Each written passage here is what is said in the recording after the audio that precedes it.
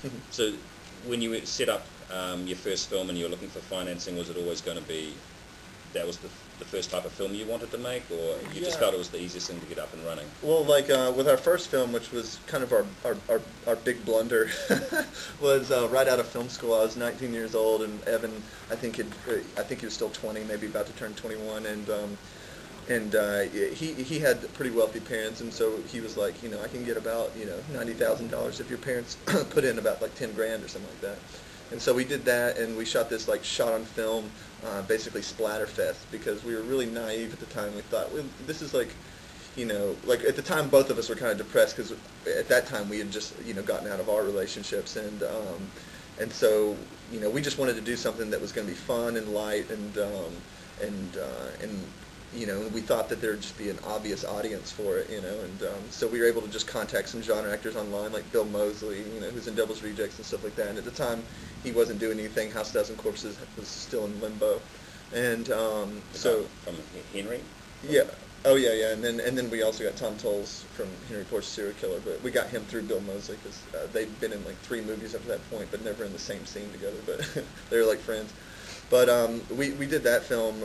together, right out of film school, and I just thought that was insane. And so I spent the next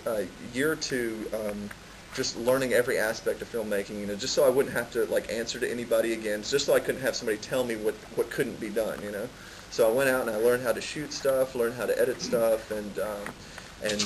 just advanced my directing while I did it. And that's where those 48-hour film festival shorts and so forth come in handy, because it forces you to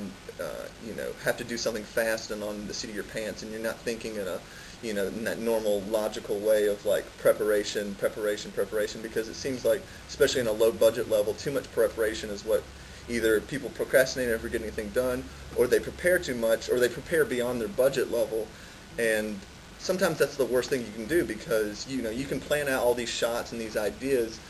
but if you don't have the money to make it happen, like if you don't have like cliffhanger budget or something like that, you can't storyboard a scene and have it be the same way. The best way to do it on a low budget level a lot of times is just get to your location, feel it out, where's the lights coming from, where am I going to put my lights, and really like almost discover the scene there. I never do any storyboards unless it's like a very important shot or something like that, and it's just something I just don't want to forget. At best, I write down like a note list of shot ideas, so I know at the end of the day, if I'm like having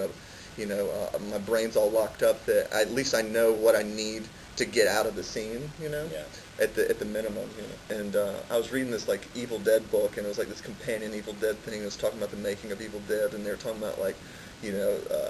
just the low budget thing that they were doing, like Sam Raimi running around like getting like 1 shot a day, but they spent all day just to get these like crazy good shots, And it just sounded like there was just like this great like warm environment making that film, and it just sounded like the experience that I wanted to have, and again, never let it get out of control. And that's kind of how we got around to Popskull, How do you not let it get out of control, though? Well, in the case of Popskull, well, okay, for one thing, okay, you can either do it 2 ways, I think. Either one, you have a huge budget and you just throw a lot of money at it, and and you're just the big dog, or you're a big name or whatever, and things just happen, and it doesn't matter what you do, it's just going to happen. But either that, or you take the really low budget approach, and the only sure way to do it is either work with people that you're very, very close to, or do it the way I did it and just do everything yourself, because sometimes you can, if you want it done right, you just got to do it yourself, or at least done it the way you want to do it,